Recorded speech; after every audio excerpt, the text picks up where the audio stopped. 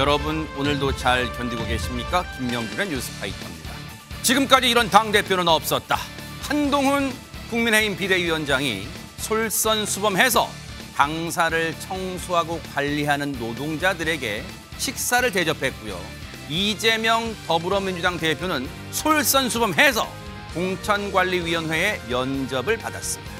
두 사람의 솔선수범은 또 있는데요. 바로 서로를 못 잡아먹어서 안달인 듯한 모습입니다. 가끔은, 아주 가끔은 서로가 아닌 물가를 잡기 위해 안달인 모습을 보여준다면 그 솔선수범에 모두가 박수를 칠 것 같은데 말이죠. 1월의 마지막 날입니다. 어느덧 김명준의 뉴스파이터 잠시 뒤에 이 이야기 해보도록 하겠습니다.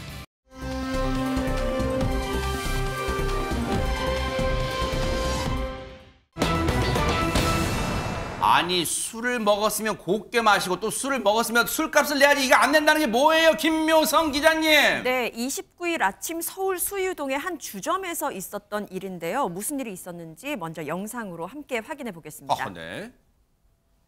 네, 경찰관 2명이요. 한 남성을 이렇게 제압하더니 어머나. 그대로 데리고 갑니다. 오. 남성은요, 술에 취한 걸까요? 몸도 제대로 가누지 못하는 모습인데요. 비틀비틀하네요. 이 남성, 경찰이 출동하기 바로 직전까지 친구 2명과 밤새 술을 마시고는 술값을 내지 못하겠다면서 아주 막무가내로 버텼다고 합니다. 아니 노래도 있지만 전혜연 평론가님 돈 없으면 집에 가서 빈대떡이나 부쳐먹지 술값도 없으면 술 먹는 거예요? 그렇습니다. 사실 자영업자분들이 정말 이런 진상 손님들 때문에 너무 힘든데 이 남성이 술값 못 내겠다라고 하는 데서 그친 게 아닙니다. 어떻게 했느냐? 주변에 있던 유리병 집어던지고 어머나? 휴대전화 집어던지면서 난동을 부리고요. 어허. 더군다나 이 금액이 참 어마무시합니다. 친구 2명까지 해서 총 3명이 마신 술값 무려 160여만 원이 나왔다고 합니다. 하하, 얼마나 퍼마신 거예요? 3명에서 160만 원어치 술을 퍼마셔서 근데 그래놓고 돈이 없다고 못 내겠다는 거예요. 해당 주점 직원분 얘기 좀 들어보시고 이어가 보도록 하겠습니다. 이제 계속 도박을 하면서 돈을 잃었다고 들었거든요. 저희 직원이 옆에 앉아서 이제 같이 술을 먹으면서 도박하는 모습을 계속 봤고. 아니 술값도 술값이지만 지금 백성문 변호사 도박이란 단어는 왜인 겁니까 또? 그러니까 진짜 무서운 게 없나 보네요. 어머. 그러고 이제 아까 술값 안 낸다 그러니까 당연히 그럼 경찰 부른다고 하지 않겠어요? 네네. 불러봐. 어머. 불러봐. 이렇게 어허. 기세등등했다고 합니다. 근데 이제 경찰이 왔어요. 네. 갑자기 그 전에 기세등등하면 사라지고 술 취한 척을 하기 시작합니다. 어허. 그러면서 신원 확인을 하는데 뭐 이름도 저 누군데요? 그랬더니 이름도 보니까 아니에요. 네. 그래도 경찰은 저 사람의 신원을 밝힐 방법이 있습니다. 뭘까요? 요거요. 지문. 아. 네, 지문은 뭐 찍으면 당연히 나오니까요. 뭐 주민등록증이 있는 사람은. 근데 지문을 딱 확인해 보니까 이 사람이 이름을 거짓으로 얘기한 이유가 있었습니다. 뭐해? A급 지명수배범이었습니다. 어머. 뭐 A급 지명수배범 하니까 무슨 뭐 살인이나 강도 이런 거 아닐까 생각하시는데 네. 그건 아니고요. 일단은 체포영장이 발부된 지명수배범을 A급 지명수배범이라고 합니다. 아. 그래서 보니까 과거에 사기, 그러니까 이번도 사기잖아요. 그러네요. 도로교통법 위반 이런 걸로 체포영장이 이미 발부돼 있는 상태였던 겁니다. 아하. 그래서 일단은 이 20대 남성의 신병을 아까 체포영장을 발부받았던 파주경찰서로 넘기고요. 나머지 친구 2명에게도 지금 사기 혐의를 검토하고 있는 중이라고 합니다. 네. 근데 주점 주인분은요, 그러면 지금 160만 원어치 술을 먹었다 그랬잖아요. 근데 못 내겠다 그랬잖아요. 그럼 어떻게 해요, 돈, 그 술값은? 사실 그거를 아무리 저 사람들이 잡혀간다고 해서 나라에서 대신 내주진 어머나. 않으니까 이 사람들이 내야 되는데 네. 이제 본인들이 내면 이번 범죄의 형량이 좀 떨어질 수도 있겠죠. 아하. 근데 본인들이 끝까지 내지 않으면 이론적으로는 뭐 민사소송이나 혹은 배상명령 신청 등을 통해서 받아야 되는데 그래도 저 사람들이 실제로 가진 돈이 없으면 현실적으로 또 받을 방법이 없다는 아이고. 것도 좀 답답한 문제입니다. 그 점주분 입장에서 좀 속이 타겠어요. 어쨌든 이 못된 인간들은요, 자승자박꼬리에 된 거예요. 그렇게 못된 짓을 하니까 지명수배받아 딱 걸린 거예요. 제대로 법의 처벌 받기를 바랍니다.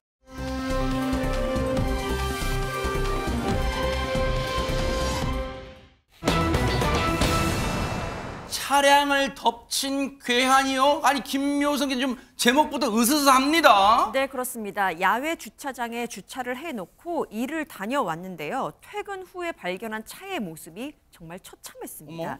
그 차의 모습을 확인하기 전에 네. 우선 주차 당시 차량에서 들렸던 수상한 소리가 있는데요. 먼저 듣고 오시겠습니다. 네네네.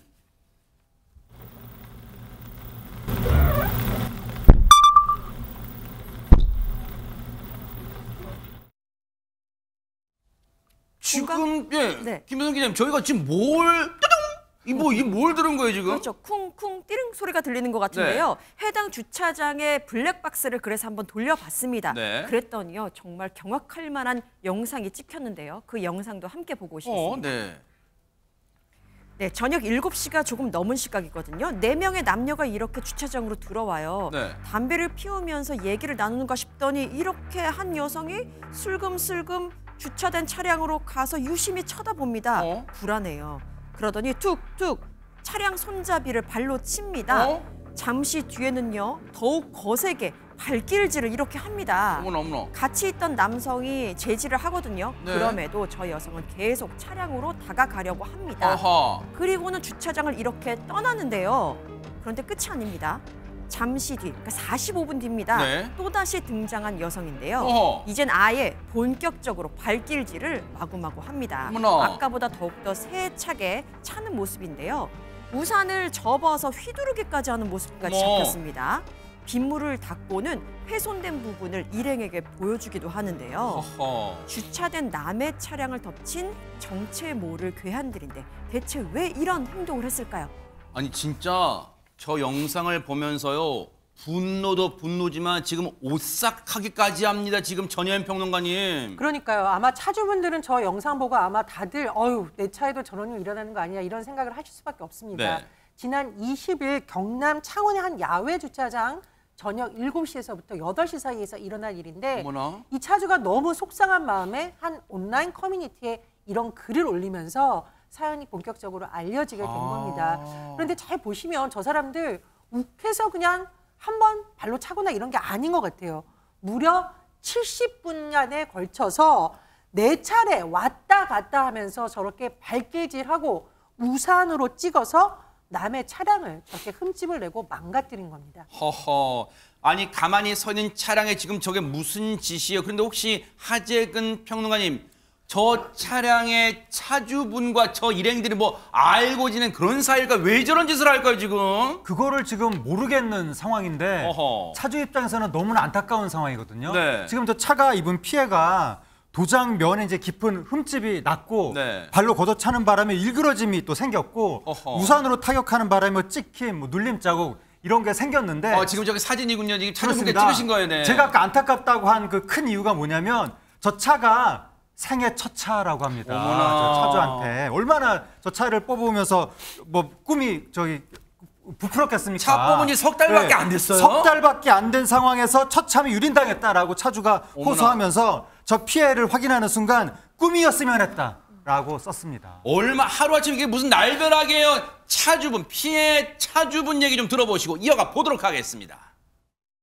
2층에서 잠깐 내려다 봤는데 차량 문 쪽에요. 도어 가드를 부착을 해놨어요. 바닥이 아닌 루프에 올려져 있길래 내려가서 확인해 봤거든요. 문 쪽에 찌그러짐이나 스크래치 같은 게 있어서 블랙박스 확인해 보고 여자애가 허공에다가 발길질하고 남자애가 뭐 따라서 하고 차 막 발로 차다가 대화하다가 또 다시 망보러 가고 여자애는 계속 차고 한 26에서 한 28번 정도 차량을 훼손을 한 거죠. 이런 일이 뭐 살면서 몇 번 겪을 일이 없잖아요. 그래서 많이 놀랐죠. 지금 평소 알고 지내던 사람이 무슨 원한 관계가 있어 저런 짓을 했다 해도 지금 분노가 치밀판인데 아무런 지금 일면식도 없는 사람들 같은데 보세요. CCTV에 저런 모업된 행각이 고스란히 찍혀서 손정혜 변호사님 저거 정말 가볍게 볼 수 있는 범죄가 아니잖아요. 네, 그렇습니다. 어떤 동기로 남의 차량에 대해서 저렇게 손괴 행위를 했는지 밝혀져야 될 것 같은데요. 다행히도 CCTV 영상이 있었기 때문에 이 피해 차주분께서는 피해자들 얼굴 그리고 이 차량 사진 이런 것들을 이제 경찰에 제출했다라고 합니다. 네. 하지만 아직까지 피해자들의 신원은 특정되지 않아서 답답함을 호소하고 있는데요. 그래서 결정적인 제보를 해주시는 분께 개인적인 사례로 50만 원 드리겠다라고 이제 공지까지 드린 상황인데 그만큼 이 사람들 잡고 싶다라는 절실함을 느끼셨으면 좋을 것 같고요. 또 이 영상, 이 보도를 보시는 이 그 피의자 분들께 자진해서 자수할 것도 권고드립니다. 그러니까요. 이 다중이 여러 명이서 저렇게 남의 물건을 손괴하는 행위는 네. 특수손괴죄에 해당할 수 있고요. 5년 이하의 징역 그리고 벌금에 처해질 수 있기 때문에 이 처벌뿐만 아니라 이 손해배상 있잖아요. 수리비, 전액 본인들이 공동 부담해야 됩니다. 지금 저 인간들은요 반드시 잡아야 돼요. 왜냐하면 저 인간들이 당시에 뭐 술에 취했는지 그거는 모르지만 어쨌든 잡아봐야 당시에 취했는 것도 알 수 있는 거 아니에요. 그리고 보세요. 멀쩡히 서 있는 남의 차량에 저렇게 무수히 발길지대고 긁어놓고 자기들끼리 히히히 낄낄낄 히히 낙낙대고 그러고도 모자라 지금 유유히 사라졌단 말이에요. 그래서 지금 피해 차주분께서는 너무너무 억울해서 CCTV와 저걸 다 경찰 측에 제공하고 신고인데도 경찰로부터는 감감무소식이에요. 물론 백성문 변호사님 네. 경찰 입장에서는 뭐 살인 이런 강도 강력 사건 그런 범인 잡는 게 중요할 수도 있지만 저분 국민들 피해 어느 분 하나 안 소중한 게 없잖아요, 진짜. 네, 맞습니다. 사실 CCTV가 아무리 선명하게 찍혔다고 하더라도 저희가 그 사람을 보고 누군지 모르는 거랑 똑같습니다. 경찰도 어허. 결국은 수사를 통해서 이 피의자들을 특정을 해야 되는데 현실적으로 이제 정말 중요한 강력 사건이 아니고 일단은 차량 손괴 사건이기 때문에 경찰이 많은 인력을 저기에 투입을 해서 사건을 해결하기 쉽지는 않을 겁니다. 어허. 그래서 좀 길어진다고 생각을 하는데요. 네. 그래도 동선 추적 등을 통해서 충분히 밝힐 수 있는 상황이라고 보이고 네. 그러니까 저는 꼭 이런 말씀을 해드리고 싶어요. 별로 중요하지 않은 사건이니까 하고 내팽개치면 저 세 사람 무슨 일인지 모르겠습니다만 이래도 괜찮네? 딴 데 가서 또 해도 되겠네? 그러겠네요. 이렇게 생각하고 여러 차례 앞으로 재범, 삼범할 수도 있고 그리고 점점 강력한 사건으로 변해 나갈 수도 있습니다. 그렇기 때문에 이게 아무리 사소한 범죄라고 보인다고 하더라도 꼭 검거를 해서 내가 이런 행동을 하면 이런 처벌을 받을 수 있구나라는 걸 깨우쳐주는 게 무엇보다도 중요하다는 생각이 듭니다. 좀 수고스럽겠지만 네. 경찰분들께서도 한 발짝만 더 뛰셔서 꼭 이 피의자들 좀 검거를 했다는 소식이 들려오길 바라겠습니다. 그러니까요. 경찰이 나서기 전에요. 아까 우리 손정혜 변호사님 정말 중요한 말씀해 주셨어요. 이 방송 뉴스파이터 보시고 지금 여러 방송에서 이거 보도하면 그 일행들은 알 거예요. 어머, 우리가 나왔네 어떡하지? 그러니까 불안하잖아요. 그러니까 자수하여 광명 찾기를 바랍니다. 그러니까 꼭 한번 자수한다는 소식도 들려오기를 기대를 해보도록 하겠습니다.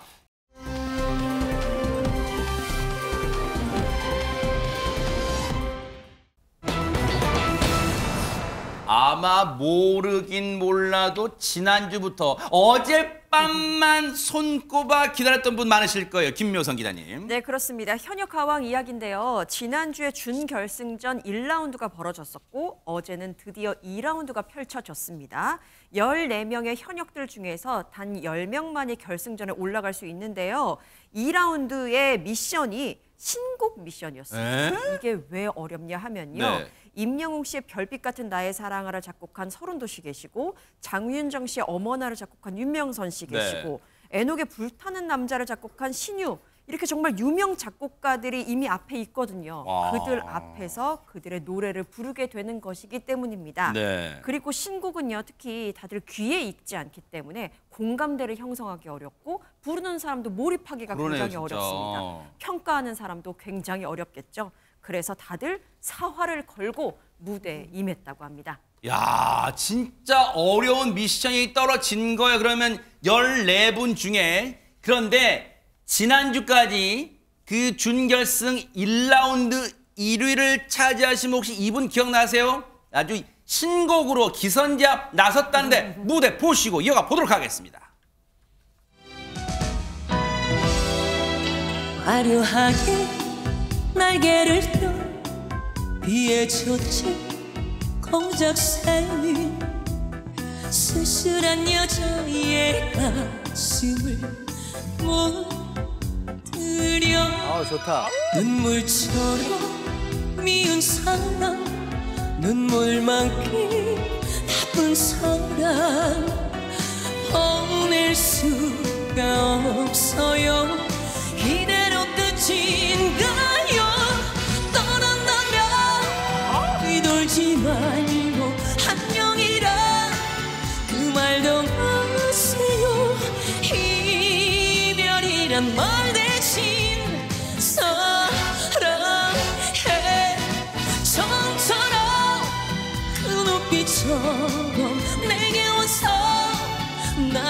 안아주세요. 공작새의 눈물은 당신을 원해요.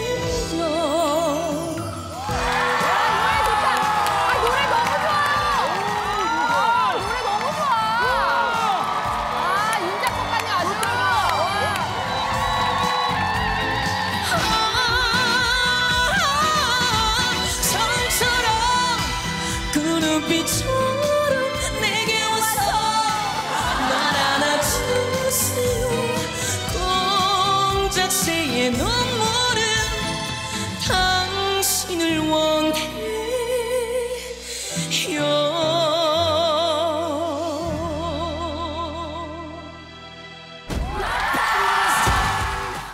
와, 신곡이에요. 우리가 지금까지 들어보지 못했던 곡이에요. 그런데 대박 사건인 게요. 전혜연 평론가님, 이것도 복이에요. 왜요? 공작새란 제목이 박혜신 씨와 정말 잘 어울리네요, 진짜.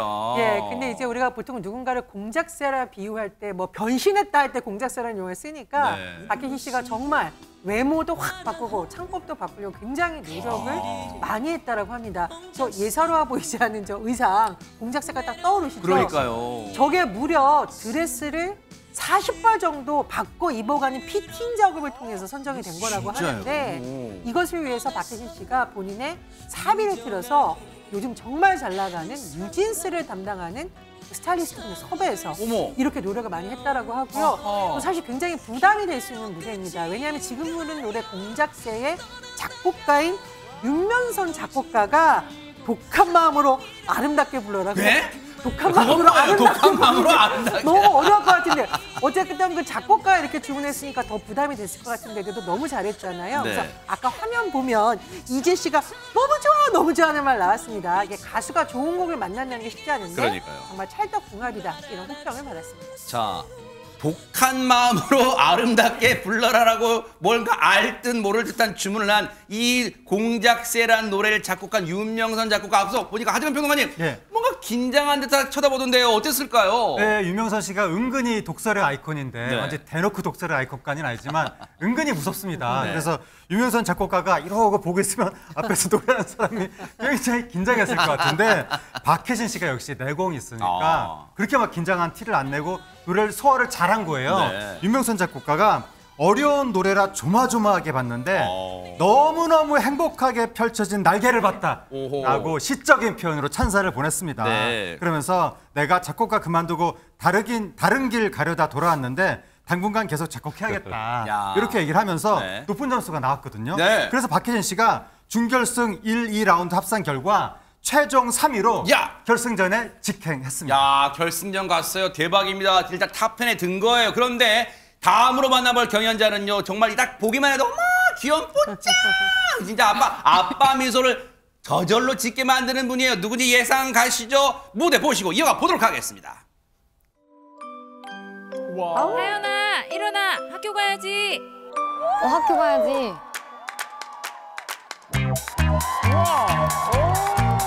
어머나 또 늦었네. 가슴이 콩닥콩닥. 아침부터 엄마에게 혼날 생각에 심장이 두근두근.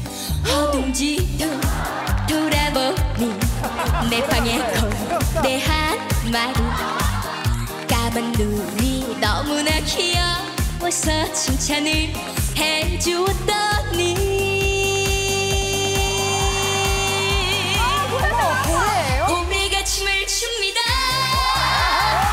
봄이가 춤을 춥니다. 칭찬을 해주신다면 나도 춤을 춥니다. 칭찬을 짜짜짜.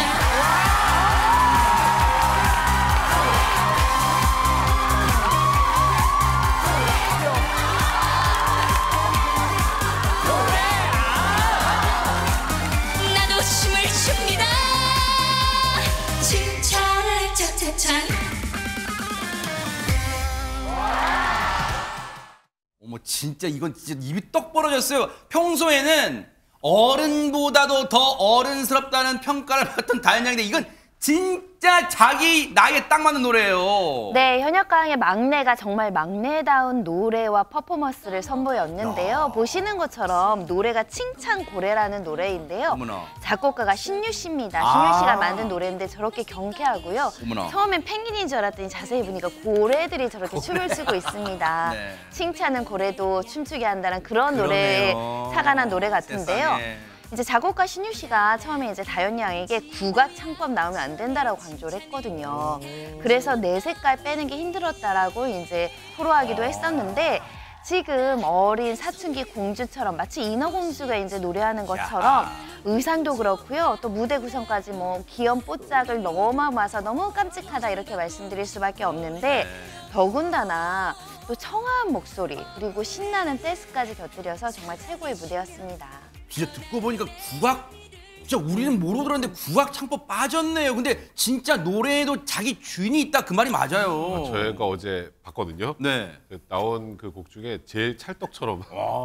그리고 김다현 양은 항상 보면 어른 노래를 어른보다 더 잘 부르는 항상 그걸로만 인식이 됐었는데 그러니까요. 어제는 그냥 김다현 양 나이에 맞는 노래를 너무너무 자기 목소리를 부른 것 같아서 네. 그리고 항상 하는 그 국악 창법도 없고 저도 보면서 굉장히 좀 즐겁게 봤어요. 근데 저만 그랬던 것 같진 않고 또 이제 심사위원 중에 이제 대성 씨 같은 경우도 정통 트롯은 정말 잘하지만 자기 나이에 맞는 노래를 부르는 거 꼭 듣고 싶다고 했는데 아하. 진짜 김다현 양의 트롯을 맛본 것 같다 이렇게 감탄을 했고요. 네. 근데 박현미 씨가 저 노래를 김다현 씨 말고 김양이나 린이 불렀으면 어땠을까? 딱 그 생각하니까 상상이 안 되더라고요. 그랬더니 네. 신동엽 씨가 더 복잡한 구성이 됐을 거다. 복잡한 세계관이 나왔을 거다 이런 네. 얘기를 했는데 정말 어제 누구나 다 아마 많이 그렇게 느꼈을 텐데요. 정말 찰떡 같은 곡으로 정말 기분 좋은 무대를 펼쳤고요. 네. 최종 2위로 결승에 찍혔습니다. 와 대박입니다. 자 다음으로 만나볼 경연자는요. 지난번 대결 때 조금 전에 그 주인공 다현 양한테 아쉽게 패했던 분이에요. 그런데 이를 악물고 절치부심의 심정으로 무대에 섰습니다. 누굴지 만나보시고 이어가 보도록 하겠습니다.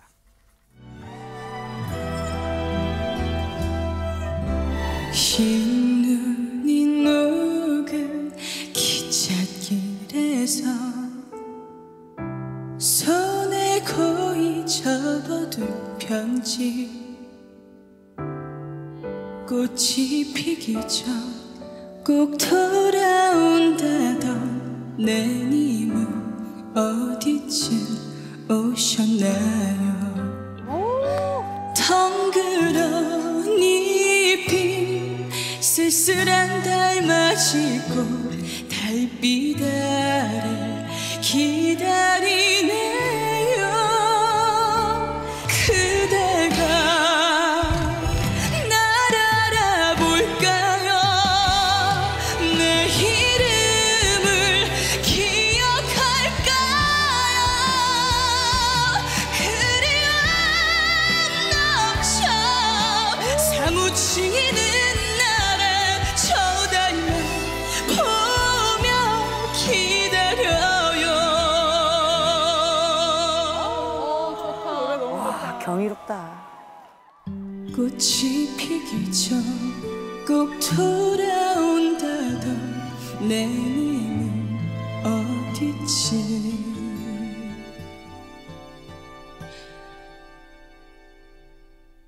오셨나요?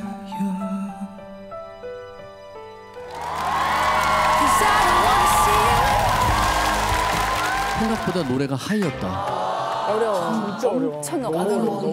난이도 5개짜리. 유진 양이 이걸 지금 어쨌든 계속 끌고 갔어요. 끌고 가서 오늘 역시 너무 시원하게 곰을 뽑아줘서 저는 그걸로 만족합니다. 아니 저는 일단 다행인 게 저는 비전문가라서 제 귀에만 어려운 노래다라고 생각한 줄 알았는데 하재근 평론 다른 전문가들 이게 어려운 노래라고 하네요. 네, 다들 입을 모아서 어렵다고. 가수들 옆에 그 심사위원 중에 가수들이 많이 앉아 있었거든요. 네. 가수들이 다 돌아가면서 이 노래 어렵다고 그렇게 얘기했었는데 그 어렵다는 이유 중에 하나가 노래를 이렇게 평이하게 이렇게 부르다가 갑자기 고음이 막 치고 올라가니까 그 온전히 다 소화하기가 어렵다는 얘기가 나왔었고 네.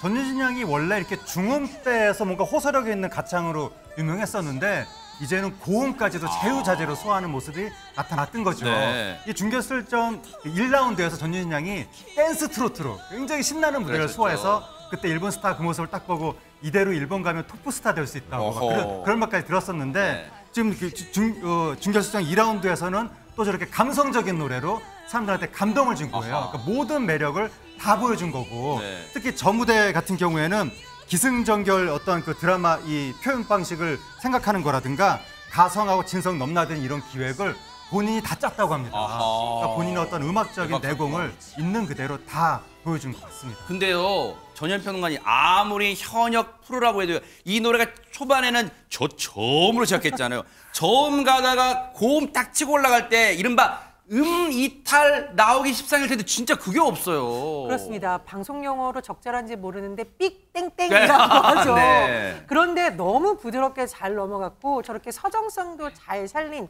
정말 실력을 보여준 것 같습니다. 야. 극강 고음을 잘한다 하면 우리가 이제 아이유 씨가 생각이 나는데 네. 현역 강이 배출시킨 전유진 씨도 앞으로 극강 고음에 잘 소화하는 고음 천재 이런 별명으로 불릴 것 같고요. 그래서 신유 씨가 뭐라고 했냐?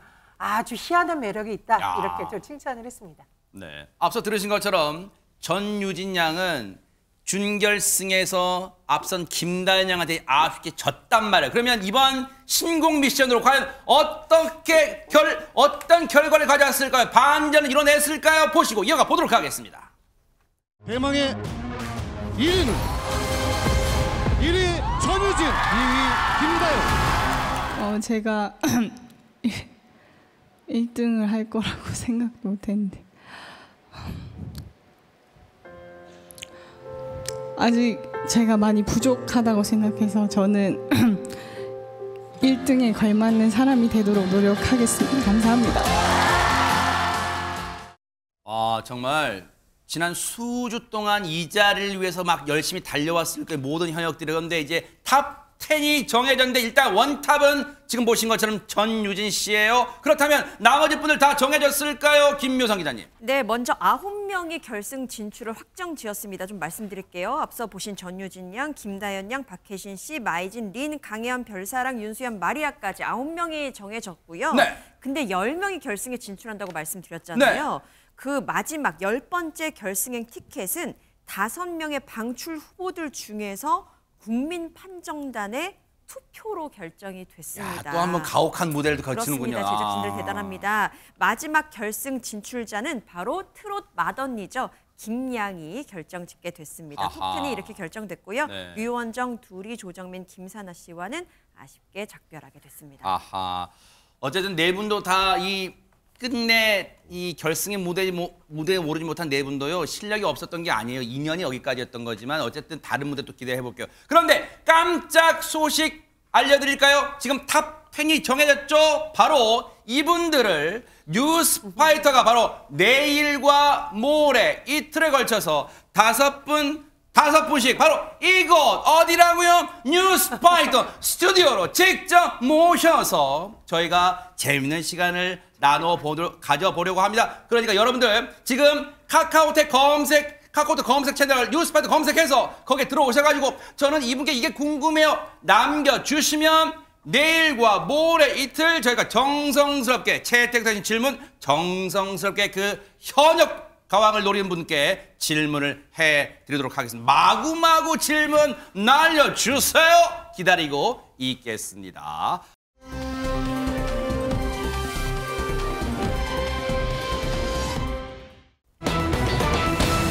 자, 분위 바꿔볼게요.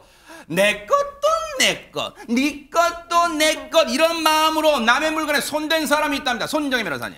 네, 지난 5일 송파구에 있던 무인 세탁소에서 벌어진 소름 끼치는 일인데요. 어허. 일단은 무인 세탁소 요즘 많이들 이용하실 텐데 이 여성도 세탁소에 가서 세탁을 맡겼는데 보통 세탁 시간이 좀 길잖아요. 지루하기도 하고 시간이 아깝기도 맞아요. 해서 세탁기 눌러놓고 그 자리 나와서 다른 볼일 보시는 분들 꽤 그렇죠. 있습니다. 뭐 커피를 먹는다던가 주변을 둘러본다던가 이런 사람들도 계신데요. 이 여성도 무인 세탁소에 가서 세탁기 돌려놓고 자리를 비웠는데 네. 그리고 나서 돌아왔는데 이상한 겁니다.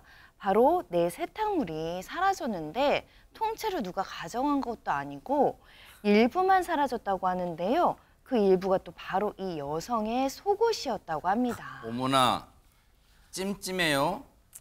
통째로 사라진 것도 아니고 일부인데 그게 하필 속옷이 혹시 밥비 챙겨 나와서 착각했을 수 있잖아요. 내가 그 빨랫감을 가져왔다고 착각한 거 아닐까요, 김묘성 기자님? 그랬으면 차라리 나았을 뻔했는데요. 전혀 아니었습니다. 어머? 이 여성은요, 역시 자신의 속옷이 없어졌다는 사실을 무척 수상히 여겼고 또 고민도 꽤 했던 것 같습니다. 내가 착각을 한 건 아닐까 생각할 수 있었을 것 같아요. 네. 그러다가 다음 날에 이제 경찰에 신고를 하는데 피해 여성이 신고를 받은 경찰이 CCTV를 통해서 살펴보니까 범인을 알아낼 수 있었습니다. 어머나!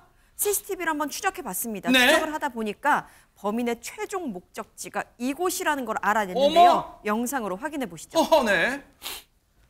납작하게 접힌 종이봉투를 든 남성이요. 무인 세탁소로 들어갑니다. 네. 이내 고개를 돌리면서 주변을 살펴보더니 네. 불과 몇 분 뒤에 빵빵해진 종이봉투를 움켜쥐고는 어머, 자리를 진짜 빵빵했어요, 떠납니다. 네. 그렇죠. 놀랍게도 저렇게 가득 찬 종이봉투 속에는요.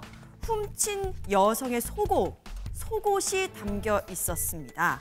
그리고 남성은요. 불과 600m밖에 떨어져 있지 않은 인근 고시원으로 향했습니다. 어머, 지금 보면서도 뭔가 기분이 불쾌하면서도 오싹해요. 왜 남의 속옷을 저렇게 훔친 거예요, 전현 평론가님? 아, 정말 이해하기 어려운 행동인데 이 남성의 행적이 밝혀질수록 더 소름 끼치는 부분이 많습니다. 일단 무인 세탁소에 들어가서 남의 속옷을 훔쳐간 것도 참 소름 끼치는 일인데 이 남성이 고시원으로 향하는 장면 이제 금방 보셨잖아요. 네. 경찰이 그 고시원의 문을 여는 순간 경악을 금치 못했습니다. 또 왜요?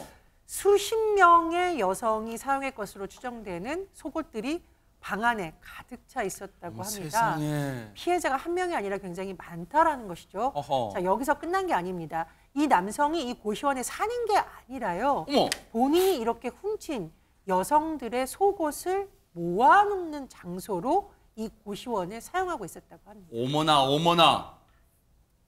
이건 그 고시원이 뭔가 여성 속옷을 훔쳐서 그냥 거기에 근거지 수집 아지트로 활용했다는 거잖아요. 진짜 누가 이걸 상상이나 했겠습니까? 해당 고시원 관계자분 얘기 들어보시고 이어가 보도록 하겠습니다.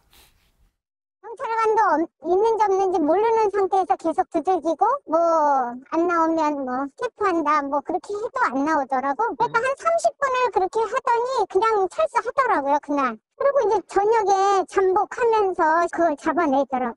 방 안에 봤는데 아무것도 없어요. 이 사람이 짐도 하나도 없고요. 콜라병 이런 거 먹다가 이렇게 빈 거 이렇게 이런 거 있고 방도 되게 깨끗했어요. 근데 이 사람 오래되지 않았거든요. 한 달 정도 사건이 터진 거예요. 듣고도 정말 오싹하고 그냥 쭈뼛쭈뼛 머리카락이 서요. 이걸 고시원을 이런 목적으로 애초에 잡아뒀다는 게 너무너무 기괴합니다, 진짜. 진짜 정말 기괴하다는 말이 딱 맞는 것 같아요. 그러니까 본인이 훔친 여성 속옷들을 전시하는 용도였겠죠. 세상에. 전시하고 보관하는 용도였던 것 같은데 더 괘씸한 건 뭐냐면요. 이 남성이 얼마 전까지는 사회에 있지 않았어요. 어머. 교도소에 있었습니다. 세상에. 그러니까 절도 혐의로 교도소에 있다가 지난달에 출소를 해서 나오자마자 저 짓을 시작한 겁니다. 쉽게 말하면. 네.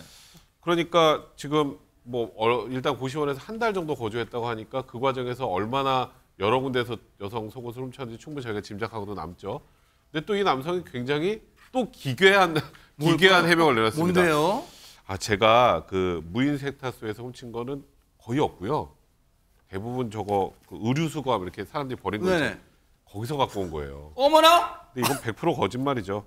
아니. 경찰 참 제가 말하면서도 제가 어이가 없는데 그러니까요, 네. 경찰도 어이가 없었을 것 같고 네. 그래서 지난 16일 이 남성을 구속해서 검찰로 송치했다고 합니다. 그 입에서 나온다고 다 말이 아니에요. 그러니까 이번에 죄값을 달게 받고 제발 좀 그 버릇 좀 못된 버릇 좀 고치기를 기대를 해볼게요. 그런가 하면 이번에는 또 남의 걸 내 것처럼 쓰는 간 큰 인간이 있다고 합니다. 하재근 평론가님. 네, 이번에도 남의 것에 손을 댄 사람의 이야기인데 작년 1월 달에 한 남성이 카드를 딱 발견한 거예요. 어허. 남의 카드를. 네. 보통 그럴 때 어떤 사람은 그냥 지나치는 분도 있고 그렇죠. 아니면 습득해서 신고하시는 그렇죠. 분도 있거든요. 네. 근데 이 남성 행동은 전혀 달랐습니다. 관련 영상이 있는데 이제 영상을 보시면 네. 한 마트에서 CCTV에 포착된 모습인데 네네. 한 남성이 식재료를 사가지고 카드를 내밀면서 계산을 합니다. 네. 또 다른 날에 또 포착된 모습인데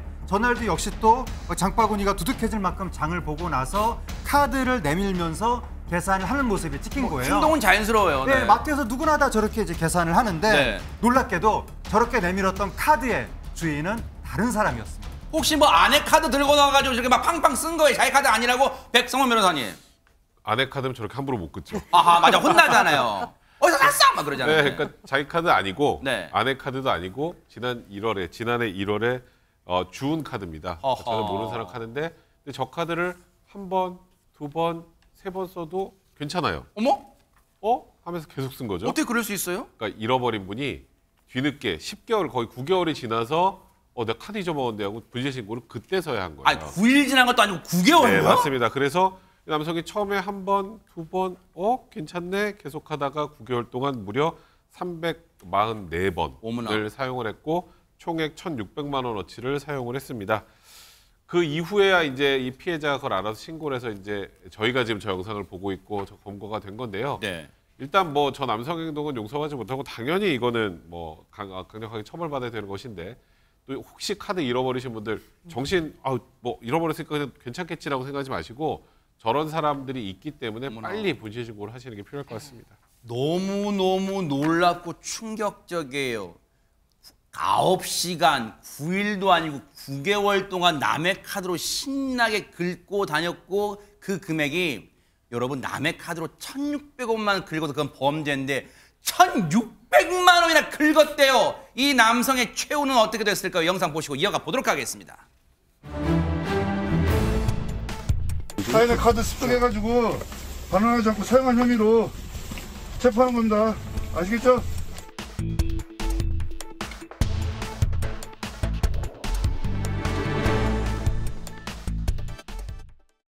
근데 여기서 궁금증이요. 손정혜 변호사님, 카드 잃어버리신 분이 물론 잃어버리신 자체는 몰랐을 수 있지만 근데 다달이 카드값 결제됐을 그 내역은 왔을 거 아니에요. 그러니까요. 그게 너무 안타까운데 9개월간 몰랐다는 게 조금 선뜻 왜 그랬을까라는 생각이 드는데요. 9개월로 치면 한 달에 한 170만 원 넘게 쓴 거거든요. 일단은 신용카드 내역이 사용할 때마다 문자 메시지로 알림 오는 거 꼭 설정하셔야 되고요. 또 보통 신용카드 대금은 주거래 통장에서 빠져나가는데 통장 거래 내역, 입출금 할 때마다 문자 메시지 통지가 있습니다. 그럼 내가 신용카드 대금이 빠져나가는 걸 확인할 수 있었을 텐데 이 두 가지를 다 못하셨거나 안 하셨거나 이런 특별한 사정이 있는 분 같은데요. 안타깝네요. 특히 어르신들 잘 못 보실 수 있으니까 자녀분들이 꼭꼭꼭 이 정보 챙기셔야 될 것 같습니다. 절대로 남의 것은 내 것이 될 수 없다는 거 명심하시기 바랍니다. 정말 나쁜 마음 먹지 말기 바랍니다. 보고 계십니까? 대박 사건. 네, 안녕하십니까? 김명준입니다. 여러분과 함께하는 뉴스파이터. 다양한 소식과 뉴스를 보고 싶으시면 화면 오른쪽을 꾹 눌러 구독해 주시길 바랍니다. TV로도 유튜브로도 여러분께 한 발 더 다가가겠습니다. MBN 뉴스와 뉴스파이터를 사랑해 주셔서 고맙습니다.